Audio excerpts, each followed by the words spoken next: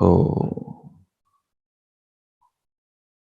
वैदिकी अमृत ध्यान साधना प्रभात सत्संग में आप सभी साधक साधिकाओं का, उपासक उपासिकाओं का हार्दिक स्वागत है।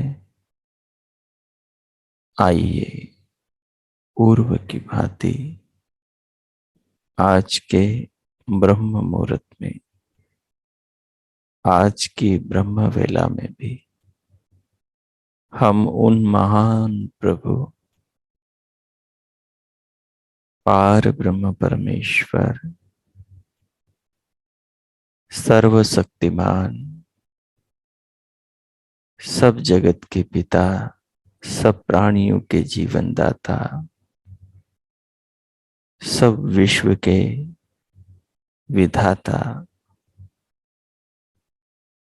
घट घटवासी, अंतर्यामी, सच्चिदानंद स्वरूप ईश्वर के महान उपकारों को, उनके महान कृपाओं को, उनके महान स्नेह को अपने जीवन में, अपनी देह के अंग प्रत्यंगों में, अपनी श्वास में, अपने धड़कन में, सिर से पांव तक के शरीर के अंग अंग, शरीर की रग रग में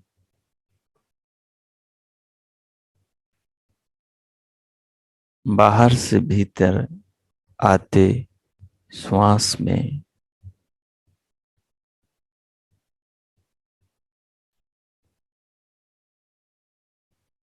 ज्ञात अज्ञात हर पल हर क्षण में वो पिता हम सब बच्चों को हर पल जीवन दे रहा है। हमें अपनी आंखें देखकर हमारे लिए जगत को, अपने बनाए संसार को प्रकाशमान करने के लिए सबकी आंख, अपनी आंख सूर्य को बनाकर और सबके लिए दो आंखें बनाकर सूर्य के प्रकाश में पूरी जगती का, संसार में रचे हर पदार्थ के स्वरूप का साक्षात्कार, उसका दर्शन कराने वाला वो प्रभु हर पल हमें देख रहा है।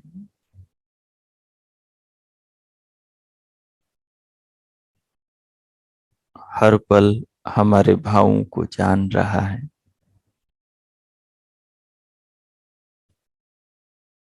हर पल हमारे जीवन को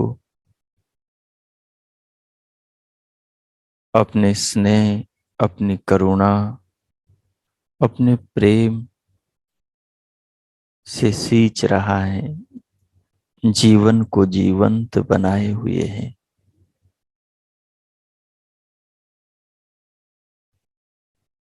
हम इस जीवन को 20 साल से, 30 साल से, 40, 50, 60, 70 सालों से जी रहे हैं। लेकिन इन 70 सालों में, 60 सालों में, 50 सालों में जितनी आयु हमारी हो गई है, इतने में हम स्वयं को नहीं जान पाए कि हम क्या है। क्योंकि हमने कभी स्वयं को जानने की विधि से जानने का प्रयास ही नहीं किया। हम आज भी वही स्वयं को मानते हैं, ज्यादा नहीं कम मानते हैं, 100% नहीं 90% मानते हैं, लेकिन जानते तो उसी रूप में है। वास्तविक रूप में आज भी हम अपने आप को नहीं जानते, क्योंकि हमने जानने के लिए विधि अनुसार अनुसंधान ही नहीं किया। जब हम स्वयं को नहीं जान सके, तो विश्व के निर्माता विधाता को कैसे जानेंगे, जिसको जानने की कुंजी ही स्वयं है।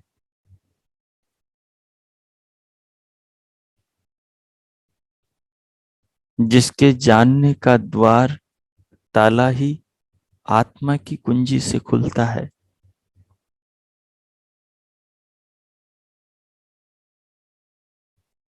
परमात्मा के स्वरूप को प्रकट करने वाला, परमात्मा के स्वरूप को जानने की समझ देने वाला जो ज्ञान है, उस ज्ञान का जो द्वार है, उस द्वार पे लगा हुआ जो ताला है, उस ताले की जो कुंजी है, वो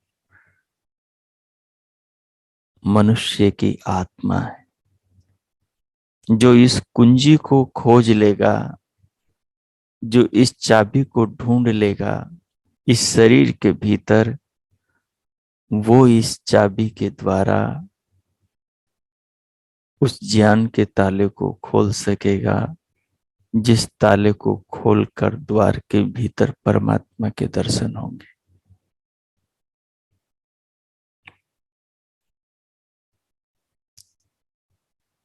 आत्मा परमात्मा की कुंजी है।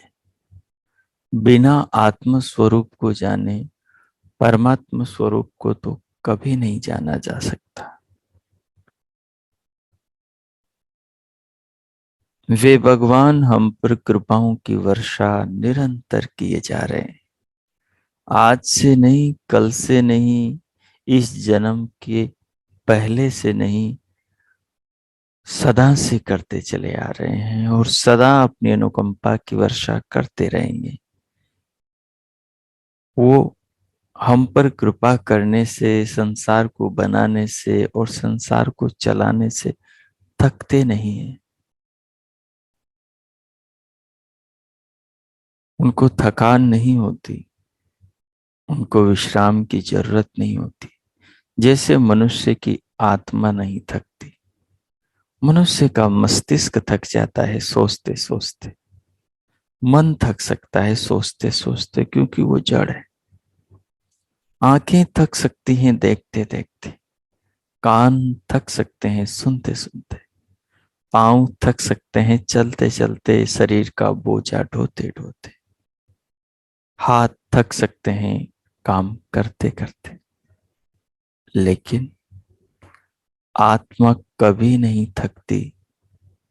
शरीर को जानते जानते, मन के विचारों को जानते जानते, निद्रा की अनुभूति करते करते, स्वप्न की अनुभूति करते करते, जागृत जीवन की मनोस्थितियों की अनुभूति करते करते, आत्मा कभी नहीं थकता, क्योंकि आत्मा तो चेतना है। वो अप्रतिसंक्रमा है, वो अपरिणामी है। इसलिए आत्मा कभी नहीं थकता, आत्मा कभी नहीं बदलता। वैसे ही इस तत्व को जानकर साधक जानता है कि परमात्मा कभी नहीं थकता, परमात्मा कभी नहीं बदलता। वो स्वरूप से सदैव एक जैसा रहता है, जैसे मनुष्य का आत्मा सदैव एक जैसा रहता है। स्वरूप से। जो मनुष्य अपनी आत्मा को जानता है, उसको इस तत्व का ज्ञान होता है कि वो कभी बदलता नहीं, वो सदा एक जैसा ही रहता है। और इस बात की गवाह उसकी आत्मा स्वयं है, क्योंकि वो स्वयं तो स्वयं को जानता ही है। जो चित्त की वृत्तियों के पार अपने आत्मा दृष्टा आत्मा को, वृत्तियों के ज्ञाता आत्मा को ध्यानस्थ होकर समाधि लगाकर जानता है, वो यही पाता है कि आत्मा अपरिवर्तनशील है। वो बचपन, यौवन और बुढ़ापे का दृष्टा है। आत्मा न बच्चा था, आत्मा न जवान था, आत्मा न बूढ़ा था। आत्मा तो आत्मा है। आत्मा न स्त्री था, आत्मा न पुरुष था। आत्मा तो आत्मा है।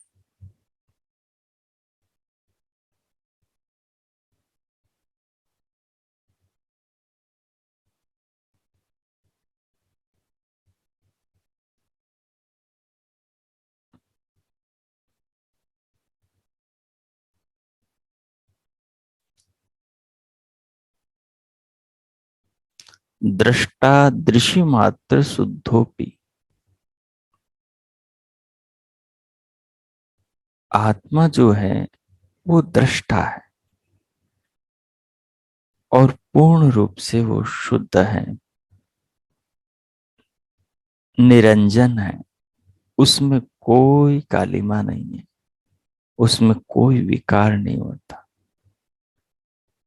परंतु दृष्टा दृश्य मात्र शुद्धोपि प्रत्ययानुपश्य, लेकिन वो प्रत्यय के अनुसार, चित्त की वृत्ति के अनुसार, ज्ञान के अनुसार स्वयं को जानता है। किस कारण से? अविद्या के कारण से।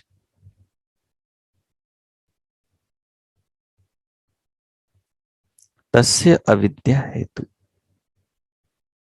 वो वृत्ति के अनुसार अपने आप को क्यों मानता है, क्यों जानता है कि मैं स्त्री हूं, मैं पुरुष हूं, मैं गरीब हूं, मैं अमीर हूं? अपने हालातों के अनुसार स्वयं का क्यों आकलन करता है? क्योंकि वो वृत्ति को ही खुद मानता है, जबकि आत्मा वृत्ति नहीं, आत्मा विचार नहीं। आत्मा चित्त में चलने वाली चित्त की वृत्ति नहीं है, आत्मा भावना नहीं है।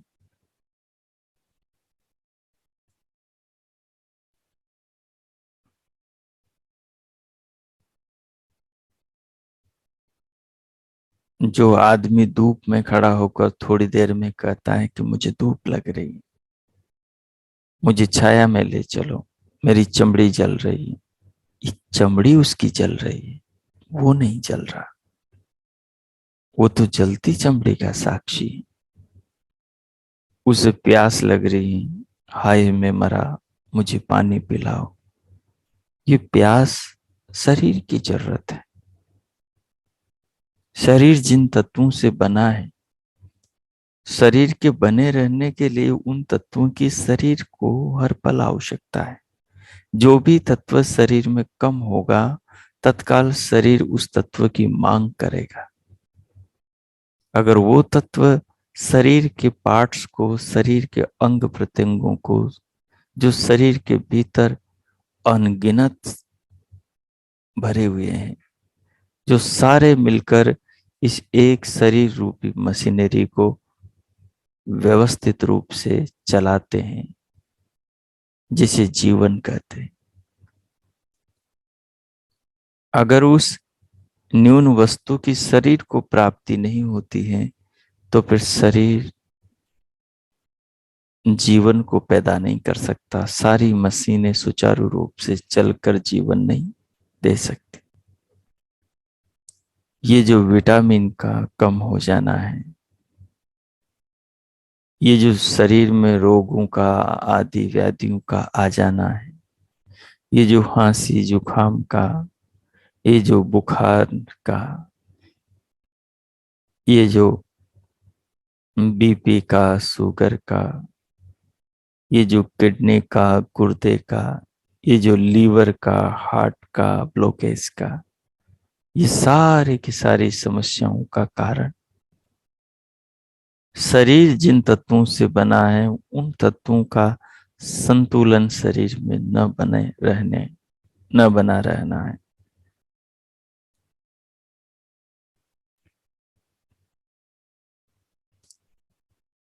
अगर वो संतुलन बना रहेगा तो आत्मा खुश रहेगा, आत्मा को कोई तकलीफ नहीं होगी, क्योंकि शरीर की तकलीफ आत्मा की तकलीफ है।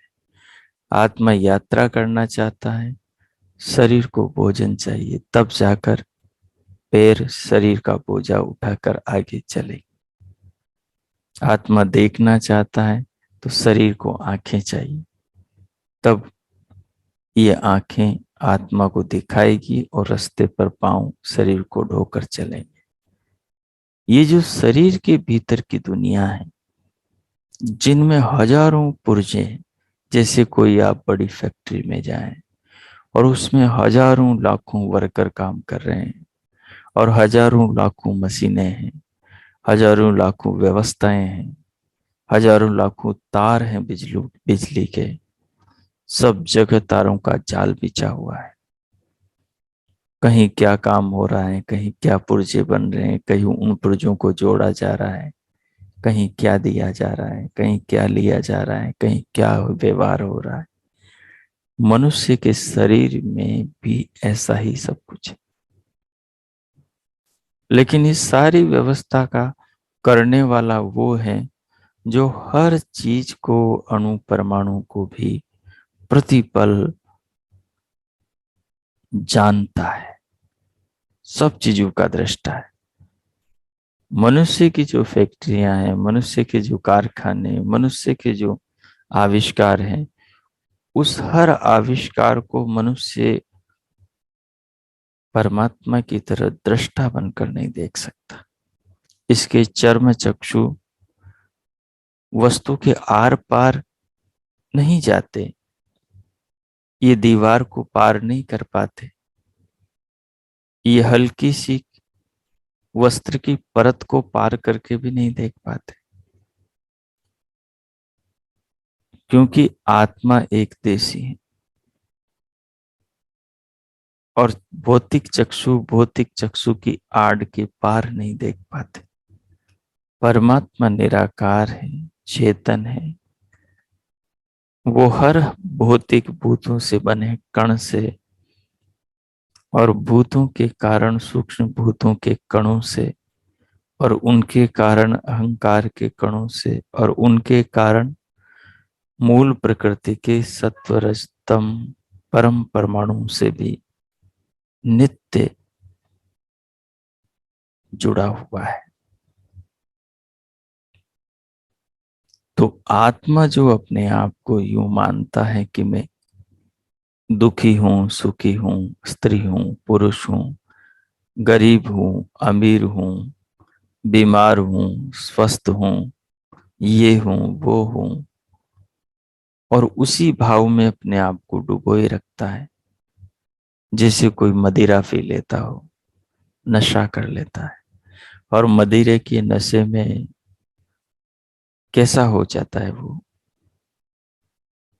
दूसरे लोग देखते हैं, वो खुद भी उसकी वीडियो फिल्म बने और वो खुद देखेगा, ताज्जुब अनुभव होगा उसे कि ये मैं था और ये नशा करके मदिरा पीकर मैं ऐसे लड़खड़ा रहा था, नालियों में गिर रहा था, उठपटांग बक रहा था। यदि वो ध्यानस्थ होकर पूर्व की उस स्थिति पर अमल करें, विचार करें, तो सारी बात समझ में आ जाएगी कि उस समय मेरे चित्त में भयंकर मादकता थी, मृत्यु में मादकता थी, पूरा मस्तिष्क मादक हो गया था, मदिरा के नशे में चूर चूर हुआ जा रहा था। अर्थ स्पष्ट है।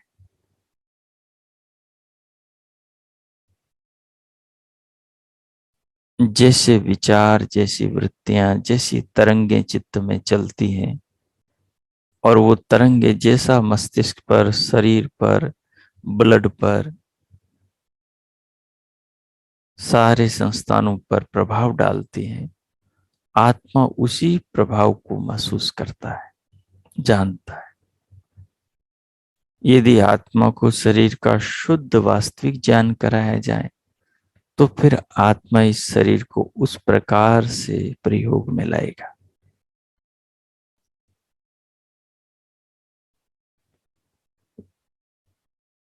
तो पतंजलि कहते हैं, दृष्टा दृश्य मात्र शुद्धोपि प्रत्ययानो पश्य। आत्मा जो है वो तो दृष्टा है, लेकिन अविद्या के कारण वो अपने आप को वही मानता है जो उसके चित्त में विचार वृत्ति चल रही है। उस वृत्ति के अनुसार मानने का मतलब, स्वयं को स्त्री पुरुष मानने का मतलब, गरीब अमीर, दुखी सुखी, बीमार स्वस्थ मानने का मतलब, नाम रूप वाला मानने का मतलब, इतना हूं, इतना पतला, इतना मोटा, 100 किलो का, 80 किलो का मानने का मतलब है तस्य हेतु अविद्या। उसका कारण अविद्या है, अज्ञान है। ज्ञान नहीं उसे अपना कि वो क्या है। जब ज्ञान होता है तो फिर अपने शुद्ध स्वच्छ निर्मल वास्तविक अपरिणामी अपरिवर्तनशील आत्म स्वरूप में आ जाता है। फिर रोता बिलखता नहीं शरीर के लिए, शरीर की अवस्थाओं के लिए, सांसारिक भोग विलासों के लिए, क्योंकि वो जानता है ये सब वृत्त्यात्मक सुख है, ये सब वृत्ति से प्राप्त सुख है। और वृत्ति चंचल होती है, हमेशा रह नहीं सकती। हम एक वस्तु को हमेशा देख नहीं सकते, थोड़ी देर में मन भर जाता है। कितनी ही सुंदर वस्तु हो, कितना ही सुंदर व्यक्ति हो, स्त्री हो पुरुष हो, कितनी ही स्वादिष्ट मिठाई हो, हम उसको निरंतर खा नहीं सकते। कितना ही अच्छा वस्त्र हो, कितना ही सुंदर लगता हो, उसे हम सदा नहीं पहन सकते, क्योंकि संसार की कोई वस्तु हमेशा सुख नहीं दे सकती। क्योंकि यहां विकल्प संसार में भरे हैं। संसार विकल्पों का सागर है। जैसे सागर के पानी की अनंत बूंदें हो सकती हैं, जैसे लहरों पर लहरें उठती हैं, हर लहर नई और दूसरी होती है, वैसे ही संसार की जो वस्तुएं हैं, ऐसी अनंत वस्तुएं हैं जो एक से बढ़कर एक है। और आत्मा जिससे अपरिचित है उससे परिचित होना चाहता है। जब वो उसको जान लेता है तो देखता है कि इससे शरीर को, इंद्रियों को कितनी अनुकूलता मिलती है, और शरीर को अनुकूलता कितनी मिलती है। आप दिन रात एसी में नहीं रह सकते, आप दिन रात धूप में नहीं रह सकते, आप दिन रात अंधेरे में नहीं रह सकते, आप दिन रात वाहन में नहीं रह सकते, आप दिन रात नंगे पांव नहीं रह सकते, और आप दिन रात एक चीज नहीं खा सकते, एक वस्तु के बल पर नहीं जी सकते। क्योंकि संसार विविधाकार है, शरीर को बनाया ही ऐसा है। जब इस प्रकार शरीर के नियमों को, वस्तुओं के नियमों को, जगत के नियमों को व्यक्ति जानता है, अपने स्वरूप को समझता है, तो फिर वो वृत्त्यानुपश्य प्रत्ययानुपश्य, वृत्ति के अनुसार देखता हुआ भी संसार को, स्वयं को नहीं भूलता। वह वृत्ति के अनुसार सबको देखता है, स्वयं को शीशे में देखता है, लेकिन जानता और मानता वो है जो वो स्वयं आत्म रूप में है। तब वो किसी के मरने पर और किसी के जन्म लेने पर अति हर्षित और अति दुखी नहीं होता। कोई मर गया है तो रोता बिलखता नहीं, रोएगा बिलखेगा कब? जब वो वृत्ति के अनुसार व्यवहार या सोचने लग जाएगा, वो विचारों में डूब जाएगा, तो फिर रोएगा भी सही, बिलखेगा भी सही, छाती भी पीटेगा। और वो वृत्तियों से बाहर निकलकर यदि सोचेगा कि मरने वाला तो, शरीर छोड़ने वाला तो चेतन है, देह का छोड़ने का नाम ही तो मृत्यु है, तो फिर आंखों से आंसू नहीं गिरेगा। उसको शर्म आएगी, मैं रोऊंगा किस लिए, किसके लिए रोऊं?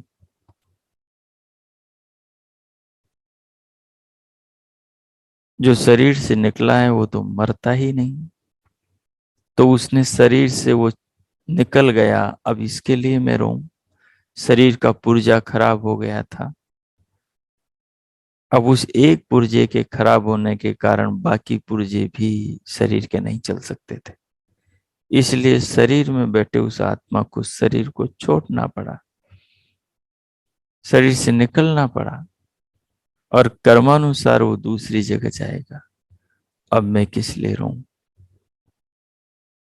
वो तो मरा ही नहीं, दूसरी जगह जन्म लेगा। जैसे कर्म किए उनके हिसाब से कुत्ता भी बनेगा, राजा भी बनेगा, ऋषि भी बनेगा, सूर भी बनेगा। जैसे कर्म किए वैसा बनेगा, कुछ भी बन सकता है। अब मैं यहाँ रहूं क्या कि वो सूअर बन गया, मैं खुशी हूं क्या वो ऋषि बन गया? उससे क्या होगा? मेरा भी कभी मेरे कर्मानुसार नंबर आएगा, पशु बनने का, इंसान बनने का, राजा बनने का, भेड़ बकरी कुत्ता बिल्ली बनने का।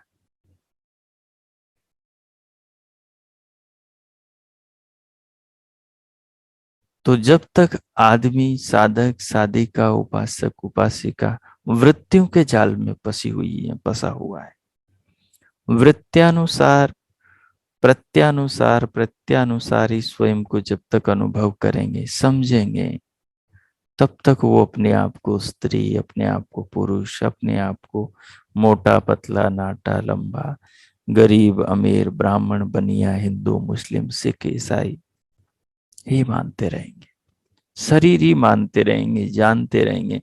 तब तक उनका रोना बिलखना,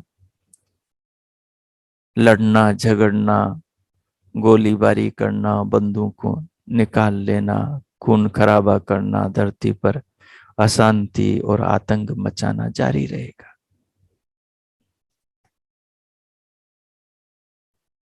तब तक राग, तब तक द्वेष, तब तक काम, तब तक क्रोध, तब तक लोभ, तब तक ईर्ष्या, तब तक छल कपट, तब तक ऊंचा नीचा दिखाना, किसी को गिराना, किसी को,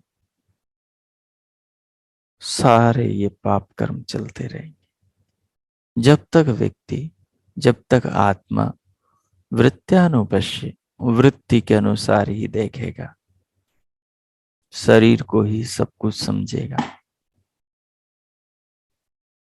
ये तत्व है, इस तत्व का चिंतन करना है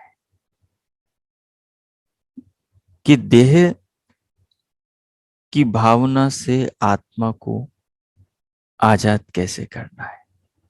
आत्मा देह नहीं है, देही है, देह में रहता है, शरीर नहीं है, शरीर ही है, शरीर में रहता है। ट्रेन में बैठा हुआ है यात्री, ट्रेन में बैठा हुआ है यात्री, यात्रा कर रहा है, ट्रेन तो नहीं है आदमी, ट्रेन चल रही है, आदमी तो नहीं चल रहा। ट्रेन रुकेगी, आदमी उतरेगा, दूसरी ट्रेन में चढ़ेगा, एक ट्रेन यहां से वहां पहुंचाएगी। अगर वो ट्रेन के साथ में ही आत्मीयता कर ले, यदि वो ट्रेन के साथ में ही मोहासक्त रागासक्त हो जाए,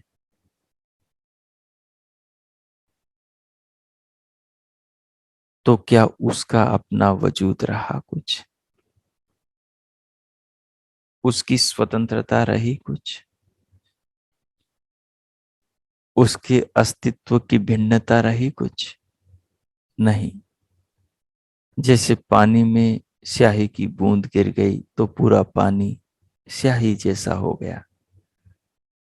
वृत्ति को जब आत्मा स्व मान लेता है तो वो वृत्ति के अनुसार पूरा हो जाता है। जैसे स्याही की बूंद पानी के गिलास में गिरी और पूरा पानी स्याही जैसा हो गया। आत्मा जैसे ही वृत्ति को स्व मानता है, मैं ये हूं, पति आया तो स्त्री शरीर में आत्मा है और वो अज्ञानग्रस्त है, अविद्याग्रस्त है, तो उसके मन में वृत्ति उठेगी पति को देखते ही कि वो पत्नी है, जबकि आत्मा किसी की कोई पत्नी नहीं है। पति के मन में वृत्ति उठेगी कि वो पति है। वैसे ही भाव, अगर माँ है, पिता है सामने, तो बच्चे में वही वृत्ति उठेगी, ये माँ है, ये पिता है। माँ बाप हैं, उनके मन में वही वृत्ति उठेगी, ये मेरा बच्चा है, बच्ची है। अगर सामने फूल है, सामने उगता सूरज है, सामने डूबता सूर्य है, तो उसको देख करके वही वृत्ति उठेगी। अगर सामने रास्ते में सोने की अंगूठी पड़ी है, तो उसको देखकर वही वृत्ति उठेगी, उठा लो, इससे संपन्न हो जाएंगे। आजू बाजू देखेगा और उठाएगा। वृत्ति वही चल रही है, आदमी वही है, अज्ञान में जो वृत्ति है। इसलिए कहा वृत्ति सारूप्यम इतरत्र। आत्मा वही हो जाता है जैसी वृत्ति होती है।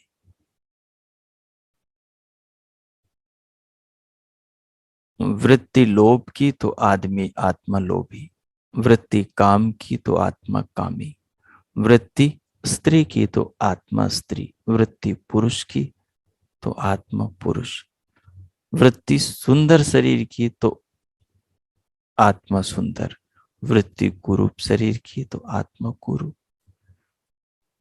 वृत्ति बहन की तो आत्मा बहन, वृत्ति भाई की तो वृत्ति तो आत्मा भाई, वृत्ति शत्रु की, सामने दुश्मन खड़ा है तो आत्मा शत्रु, वृत्ति महात्मा की, साधु की, साधु वेश की तो आत्मा भी साधु,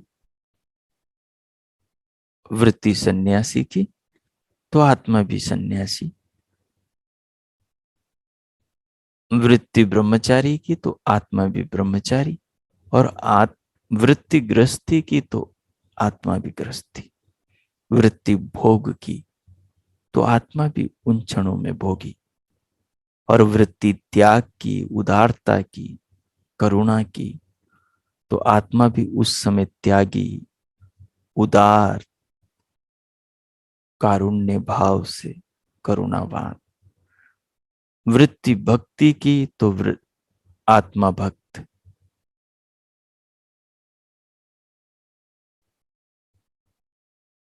वृत्ति ध्यान की तो आत्मा ध्यानी, वृत्ति भोजन की तो आत्मा भूखा, वृत्ति मांस की तो आत्मा मांसाहारी।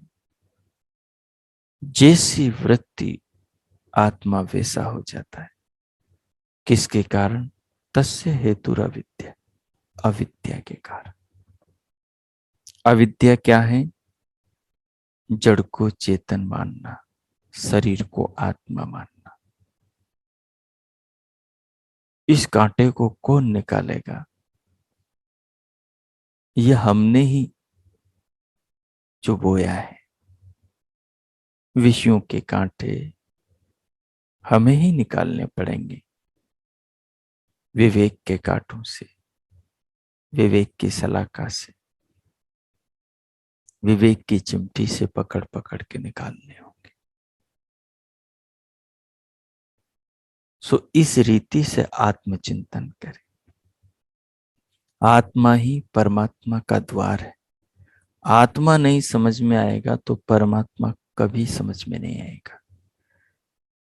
ठीक है, शास्त्रों के अनुसार मान लेंगे, लेकिन जाना हुआ नहीं, केवल ये माना हुआ है। ये झूठा ज्ञान है। जैसे कोई झूठी थाली में दूसरे ने भोजन परोसा, ये झूठन है जिसकी जुगाली हम कर रहे हैं। जब ये अपनी अनुभूति से उठेगा तब ये अमृत होगा। तब इसकी महक, इसकी सुगंध अमरत्व को देने वाली होगी। जैसे हमारे पूर्वजों की अनुभूतियां उनके लिए अमरत्व की, अमृत की घूंटें थी, वैसे ही वो हमारी होगी जब हम भी उन तत्वों को साक्षात अनुभव करेंगे। केवल तोते नहीं बनेंगे। तोते बनेंगे तो फंसेंगे पिंजरों में, पकड़े जाएंगे, मारे जाएंगे मृत्यु के हाथों, बार बार मौत के घाट उतरना होगा। अगर बचना है मृत्यु से तो तोतों के बाहर ऊपर उठना होगा। साक्षात्कार करने के लिए परिश्रम करना होगा। नहीं तो शिकारी आएगा, जाल बिछाएगा, हम सब गीत गाएंगे, पसना नहीं, फुर से उड़ जाना, और सब फंस जाएंगे। इसलिए ज्ञान की बातें काफी नहीं, उन बातों पर अमल, उन बातों पर जीना अत्यंत जरूरी है। ज्ञान को जीवन में चरितार्थ करने के लिए और उसके परिणाम को प्राप्त करने के लिए। इसलिए परमात्मा जान रहा है, अपने परिश्रम के अनुसार ही इनाम देगा। अगर हम साधना में बेईमानी कर रहे हैं तो इनाम वैसा ही मिलेगा जैसा बेईमान को मिलता है। अगर हम स्वयं के साथ छल और धोखा कर रहे हैं, शरीर ईश्वर से पाकर ईश्वर के साथ में धोखा कर रहे हैं, मिला किस लिए था, जी किस लिए रहे हैं, किस में डूबे हैं, तो फल वही मिलेगा, पुरस्कार भी वैसा ही मिलेगा। जिसने जीवन में घटिया काम किए हैं उसको बढ़िया पुरस्कार कैसे दिया जा सकता है? और वो भी ईश्वर, जो सर्वज्ञ, सर्वद्रष्टा, सर्वांतर्यामी है, जिससे न मन की बात छुपी है, न हृदय का राज छुपा है, जिससे कुछ भी नहीं छुपा, न विचार न भाव, जो सब कुछ को जानता है। इसलिए हमें जीवन को जाग कर जीने की जरूरत है। सच्चे अर्थों में ऊपर उठना है तो पहले आत्मा के साक्षात्कार के लिए पूर्ण पुरुषार्थ की आवश्यकता है।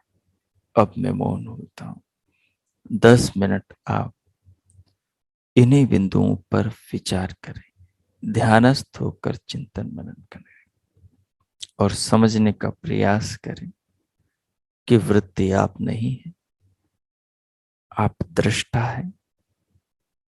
वृत्तियों के, वृत्तियां संसार की, संसार के विषयों की, दुनिया में लाखों अरबों खरबों नहीं, असंख्य वस्तुएं हैं। असंख्य लोग हैं, असंख्य स्त्रियां, असंख्य पुरुष हैं, असंख्य मकान, असंख्य कार मोटर, असंख्य आकाश में उड़ने वाले, पानी पर दौड़ने वाले, तैरने वाले और धरती पर दौड़ने वाले वाहन हैं। असंख्य कपड़े, असंख्य खाने पीने की चीजें, वृत्तियां अनंत हैं। अगर इन वृत्तियों में ही डूबे रहोगे तो आत्मा की ओर कभी बढ़ नहीं पाओगे। इसलिए अपने दृष्टा आत्मा को वृत्तियों से हटाएं। इसी को उपनिषद कहता है प्रतिबोध विदितम। स्वयं का बोध करें, स्वयं की ओर मुड़े। वृत्तियों को जानने वाले को जानने का प्रयास करें। श्वास को अनुभव करने वाले को अनुभव करने का, समझने का प्रयास करें। नाद को सुनने वाले को जानने का प्रयास, प्रकाश को, दिव्य प्रकाश को देखने वाले को जानने का प्रयास करें। प्रभु नाम के स्मरण करने वाले को जानने का प्रयास करें। शरीर को अनुभव करने वाले, शरीर में बैठे शरीर को जानने वाले, स्वयं को अनुभव करने का प्रयास करें।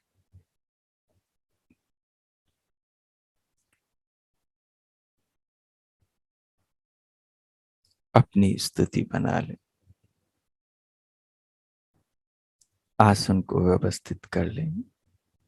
कमर, पीठ, गर्दन को व्यवस्थित करें। हथेलियों को गोद में रखें। नेत्रों को बंद, पलकों को सहज करते हुए स्वयं को नासिका के अग्रभाग पर बाहर से भीतर श्वास को लंबा गहरा लयबद्ध करते हुए धीरे धीरे भीतर अनुभव के साथ लें। श्वास के साथ गंभीर होते जाएं, अंतर्मुखी होते चले जाएंगे। शरीर को अनुभव करें, सिर से पांव तक के देह को। फिर दिव्य नाद को सुनना प्रारंभ करें, दिव्य प्रकाश को देखना प्रारंभ करें। श्वास को धीरे धीरे ले अनुभव के साथ स्वयं को गहरा लेते जाएं, गहरा करते जाएं। प्रश्वास को धीरे धीरे अनुभव के साथ छोड़ें। 4-5 बार श्वास लें और छोड़ें। फिर श्वास को रोककर दिव्य नाद को सुनते, दिव्य प्रकाश को देखते, प्रभु नाम का मानस जप जपे। ये सब करते हुए इन सब को अनुभव करने वाले अनुभविता अपनी आत्मा को अपने ध्यान में रखें। ये सब वृत्तियां हैं। श्वास की जो तरंग नाक से होकर, नाड़ी से होकर चित्त में जाएगी, वहां वृत्ति पैदा करेगी। उस वृत्ति को आत्मा जानेगा। तो ज्ञान वृत्ति है, ज्ञान आत्मा नहीं है। जानने वाला आत्मा है। जो दिव्यनाद की तरंग जाएगी कान की नाड़ी से होकर चित्त में, उसको आत्मा जानने वाला है। वो ज्ञान आत्मा नहीं, जानने वाला आत्मा है। ऐसे ही दिव्य प्रकाश की चक्षु नाड़ी से होकर तरंग जाएगी, और जब प्रभु स्मरण करेंगे तो मानसिक तरंग, मन की से उठी तरंग चित्त में जाएंगे, और चित्त तरंगित होगा और उसको फिर आत्मा जानेगा। तो जानने वाले को जानने का प्रयास करना है। अब मैं 10 मिनट मौन होता हूं। आप गंभीरता पूर्वक प्रयोग करें। ओम कीजिए।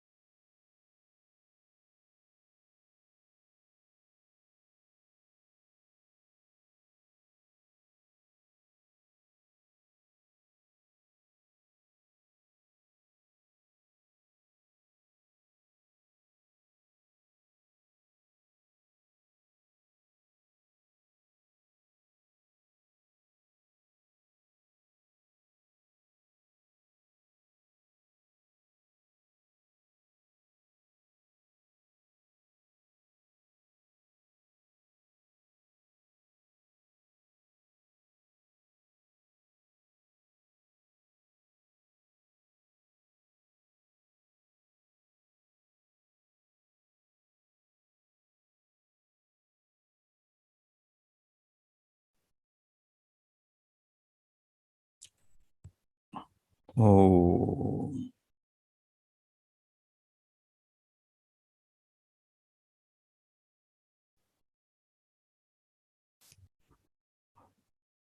हो। इस प्रकार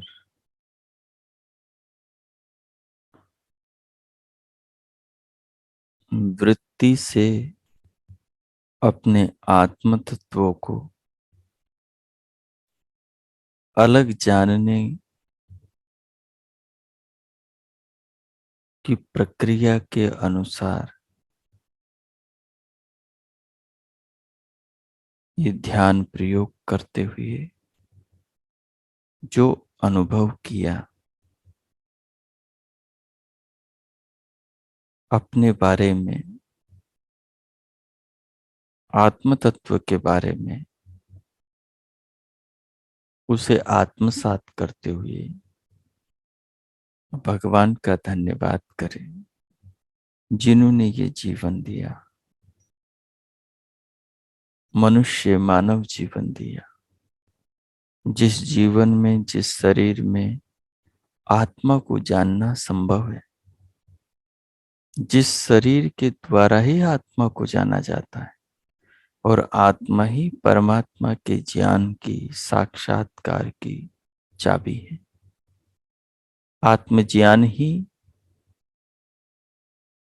आत्मज्ञान की कुंजी ही, चाबी ही परमात्मा साक्षात्कार के ताले को खोलती है। इस तत्व को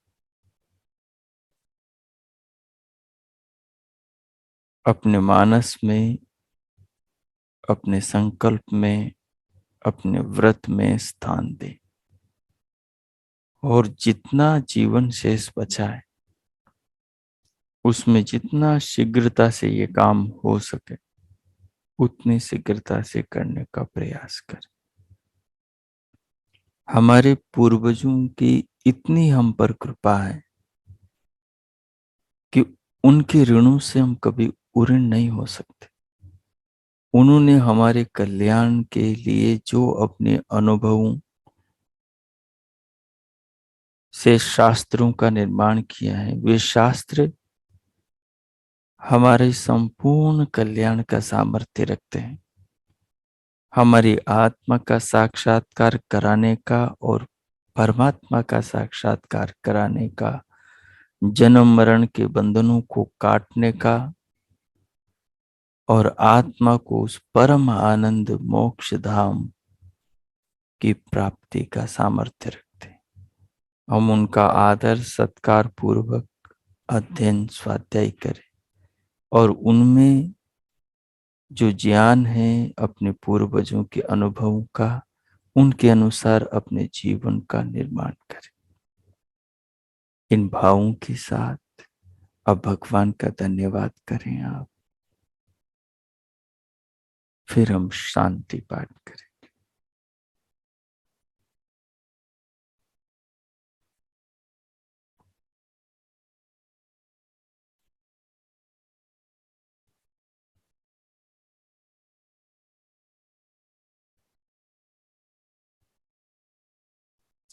शांति पाठ।